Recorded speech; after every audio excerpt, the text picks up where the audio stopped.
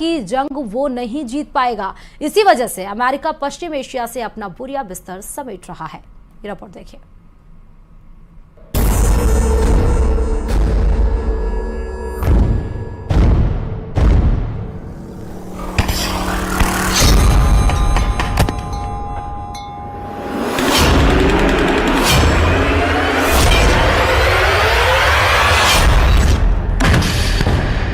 Iran के war game का पूरा प्लान सामने आ गया है।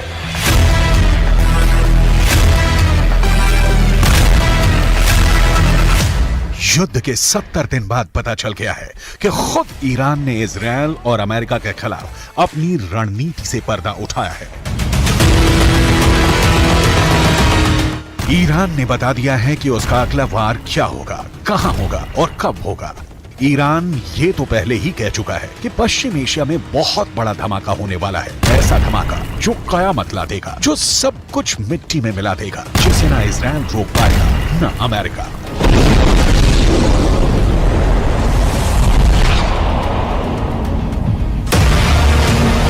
पर अब ईरान ने जो कहा है उसने अमेरिका और इजरायल की सांस हलक मिला दी है। ईरान की सेना की ब्रांच IRGC यानी इस्लामिक रिवॉल्यूशनरी गार्ड कोर के प्रमुख ने पूरी दुनिया के सामने सीना ठोक कर साफ साफ कहा है कि गाजा की लड़ाई तो बहुत छोटी है। ईरान का मकसद इजरायल को बहुत बड़ी जंग में घसीटने का है। इतनी बड़ी और पेचीदा जंग जिससे इजरायल और उसका दोस्त अमेरिका जितना बाहर निकलने की कोशिश करें उतना ही दलदल की तरफ फंसते चले जाएं।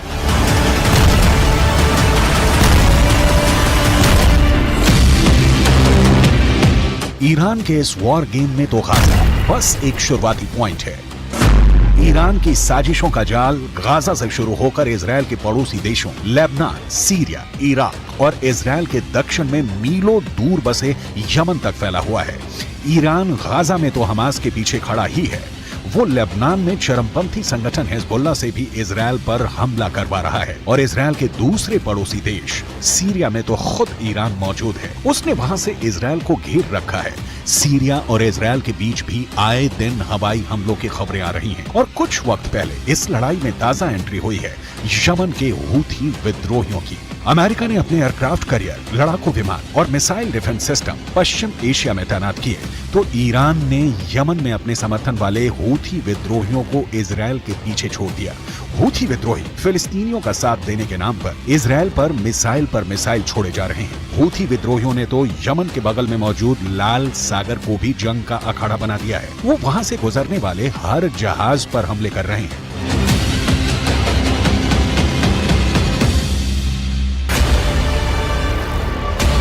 हूथी विद्रोहियों ने कसम खाई है कि जब तक इजरायल गाजा में शांत नहीं होगा तब तक लाल सागर से उसका एक जहाज नहीं निकलेगा। हूथी लड़ाके लाल सागर में इतने हमले कर रहे हैं कि खौफ के मारे जहाज कंपनियों ने वो रूट पकड़ने से ही तौबा कर ली है। इस वजह से एशिया से यूरोप और यूरोप से एशिया जाने वाले पानी के जहाजों को पूरे के पूरे अफ्रीकी महाद्वीप का लंबा चौड़ा चक्कर लगाना पड़ रहा है, जिससे सफर महंगा हो रहा है और पूरी दुनिया पर उसका असर पड़ने लगा है।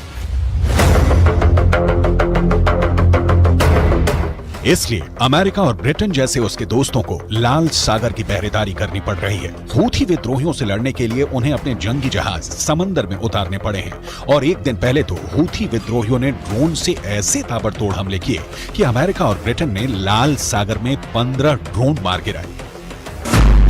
तो क्या ईरान की चाल में फंस गए हैं अमेरिका और इजरायल? अमेरिका और इजरायल अपने ताकतवर हथियारों और पैसे के दम पर गाजा की जंग लड़ रहे हैं, मगर ईरान की IRGC के हेड मेजर जनरल हुसैन सलामी ने दो टूक कहा कि पश्चिम एशिया की जंग न पैसों से जीती जा सकती है न हथियारों से। उन्होंने अमेरिका पर बेहद तीखा वार किया और पूछा कि क्या अफगानिस्तान पर कब्जा अमेरिका को जीत दिला पाएगा? क्या अमेरिका इराक में टिक पाएगा? क्या अमेरिका सीरिया में जीत पाया या उसने वहां सिर्फ पैसा पानी की तरह बहाया? क्या अमेरिका करोड़ों डॉलर खर्च करके लेबनान या यमन में कुछ हासिल कर पाया या फिर उसे हार कर मैदान छोड़ना पड़ा? ईरान के मेजर जनरल ने अमेरिका पर जो सवाल उठाए वो अहम है। अफगानिस्तान उसका सबसे ताजा उदाहरण है। अमेरिका ने वहां 20 साल तक अपनी सबसे लंबी जंग लड़ी, मगर 2 दशकों में भी वो वहां से तालिबान का सफाया नहीं कर पाया।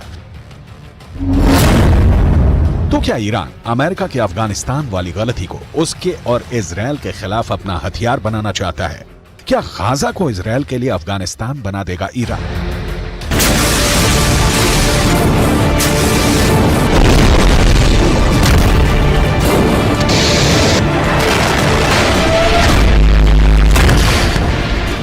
क्या ईरान इजरायल का वही हश्र करने वाला है जो इराक, अफगानिस्तान और सीरिया में अमेरिका का हुआ?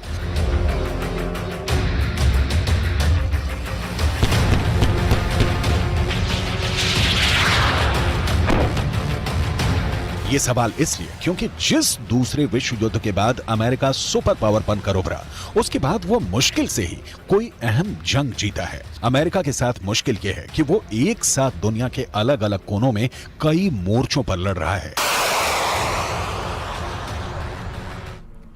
और जयपुर से बड़ी खबर आपको बता दें, जेजेएम यानी कि जल जीवन मिशन में भ्रष्टाचार का महा बड़ा खुलासा हुआ है। एनजेजेएम की रिपोर्ट में बड़े भ्रष्टाचार का खुलासा हुआ है। एनजेजेएम की टीम ने की थी मामले की जांच। रिपोर्ट में भ्रष्टाचार और अनियमितताओं से पर्दाफाश हुआ है। बेहद घटिया गुणवत्ता सामग्री लगाए जाने का खुलासा हुआ। केंद्र की थर्ड पार्टी इंस्पेक्शंस के निर्देशों की धज्जियां उड़ी हैं। बड़ी खबर आपको बता रहे, इस बीच में जयपुर से बड़ी खबर, जेजेएम में महाभ्रष्टाचार का बड़ा खुलासा किया गया है। साफ हो गया कि घटिया सामग्री का सामान इस्तेमाल किया गया था। घटिया सामग्री के पाइप, जंक लगे हुए पाइप का इस्तेमाल किया गया था। लगातार जो जेजेएम के कार्यों में कई चौंकाने वाले खुलासे प्लानिंग और डिजाइनिंग की सामने आई हैं। डीपीआर में भी भ्रष्टाचार, घटिया क्वालिटी के लगाए गए प्लास्टिक पाइप, बिना लैब टेस्ट के ही ये घटिया पाइप लगाए गए। ठेकेदारों को रंगीन बिलों का नियम के खिलाफ भुगतान किया गया है। जांच रिपोर्टों में भारी अनियमितताओं का एक बड़ा खुलासा हुआ है। एनजेजेएम की टीमों ने पेश की है जेजेएम के कामकाज की रिपोर्ट। और इस खबर पर हमारे संवाददाता राकेश जुड़े हैं। राकेश, आखिरकार खुलासा हो ही गया। जेजेएम के कार्यों में कई ऐसे अहम खुलासे हुए हैं। एक महाभ्रष्टाचार का पोल अब सामने आ गया है। राकेश, बिल्कुल, देखिए जिस तरीके से न्यूज 18 लगातार जल जीवन मिशन में भ्रष्टाचार के मामले उजागर करता रहा है, उसके बाद राष्ट्रीय जल जीवन मिशन जो केंद्र सरकार की एक बहुत बड़ी एजेंसी है, उसने इस जल जीवन मिशन के कार्यों की समीक्षा की है और जो रिपोर्ट आई है वो बेहद चौंकाने वाली है। चूंकि पिछली सरकार ने राजस्थान में जो जल जीवन मिशन के कार्य करवाए गए हैं, उन कार्यों में बहुत बड़े पैमाने पर भ्रष्टाचार हुआ है। यहाँ तक कि जहां पर जो स्टील के पाइप लगने थे, उन पाइपों की जगह प्लास्टिक के पाइप लगाए गए। और चौंकाने वाली बात यह है कि इन प्लास्टिक के पाइपों की गुणवत्ता भी जांच नहीं की गई। हाँ। और रनिंग बिलों का ही ठेकेदारों को भुगतान कर दिया गया। यानी जहां पाइप, जो लोहे का पाइप लगभग 2 से 2.5 हजार रुपए का एक अगर पाइप माने हम, तो वो उस पाइप की जगह एक 150 रुपए का पाइप लगाया गया और उसकी जांच के बिना ही भुगतान किए गए। साथ ही जो एक हमेशा डिजाइन और जो अप्रूवल का जो एक कंसेप्ट होता है, ड्राइंग डिजाइन, उसकी बिना अप्रूवल के ही निर्माण कार्य शुरू किए गए। यानी जो नींव रखी गई जल जीवन मिशन के कार्यों की, उनमें भी भ्रष्टाचार सामने आया है। जल जीवन मिशन के कार्यों के लिए एनजेजेएम की टीम ने राजस्थान के कई जिलों का दौरा किया। उन तमाम जिलों में जब जांच की गई तो ये सामने आया कि इस भ्रष्टाचार में सिर्फ ठेकेदार ही शामिल नहीं थे, बल्कि जलदाय विभाग के उच्च अधिकारी भी शामिल थे। क्योंकि जिस तरीके से भुगतान किया गया है कार्यों का, वहां पर थर्ड पार्टी इंस्पेक्शन के दिशा निर्देश जो है केंद्रीय जल शक्ति मंत्रालय ने जारी किए थे और थर्ड पार्टी इंस्पेक्शन के बाद ही इन बिलों का भुगतान होना था। लेकिन यहाँ राजस्थान में जो निर्माण कार्य हुए हैं, उनकी जांच के लिए थर्ड पार्टी के लिए मैन पावर ही नहीं था। यानी बिना कार्यों की गुणवत्ता, बिना निर्माण सामग्री की गुणवत्ता की जांच के ही जो अधिकारियों ने ठेकेदारों को बिलों का भुगतान किया है। इसमें सबसे बड़ी बात यह है कि जिन फर्मों को ब्लैकलिस्ट होना चाहिए था, एनजेजेएम की टीम ने अपनी रिपोर्ट में लिखा है कि ऐसे ठेकेदारों के को जो विभाग के अधिकारी और संबंधित एजेंसियां हैं, उन्होंने जो है कहीं ना कहीं बचाया है और उनके साथ उनकी मिलीभगत संलिप्तता भी सामने आई है। जो पाइप लगाए गए हैं, डीआई पाइप और जो एचडीपी पाइप है, उन पाइपों के लिए जो फैक्ट्री के दिशा निर्देश थे कि क्या कुछ वहां पर होना चाहिए था, किस तरह की गुणवत्ता मेंटेन करनी चाहिए थी, वो भी उन फैक्ट्रियों में नहीं पाई गई। तो लगाई गई निर्माण सामग्री में तो बिल्कुल ही नहीं पाई गई है। राकेश, यानी इसका मतलब ये है कि इतना बड़े सीमा पर भ्रष्टाचार और किया गया है और इसीलिए जब बारिश या मौसम खराब होता है तो जीवन लोगों के अस्त व्यस्त हो जाते हैं, सड़कों पर पानी जल भराव की समस्या आने लगती है। बहुत बहुत शुक्रिया राकेश तमाम जानकारी देने के लिए इस खबर पर। तो जेजेएम में महाभ्रष्टाचार का महाखुलासा हुआ है। नेशनल यानी कि केंद्र जल जीवन मिशन ने